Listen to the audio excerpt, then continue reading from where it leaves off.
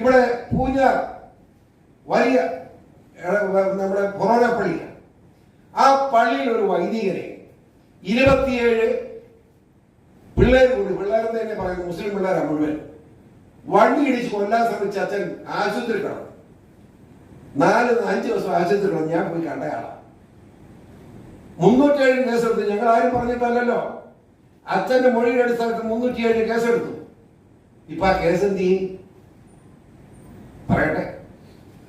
ഈ മണിപ്പൂർ പറയുന്ന അച്ഛനോട് ചോദിക്കാം, കേസ് എന്തെന്ന് ചോദിക്കണം. ഇത്ര കാലഘട്ടം മണിപ്പൂരിനെ പറ്റി വികാരം പറയുമ്പോ ഈ തൊട്ടടുത്ത പൂഞ്ഞാലിലെ പാവപ്പെട്ട ക്രിസ്ത്യാനിറ്റിയുടെ അച്ഛൻ്റെ അടി കിട്ടിയാലും പറയട്ടെ.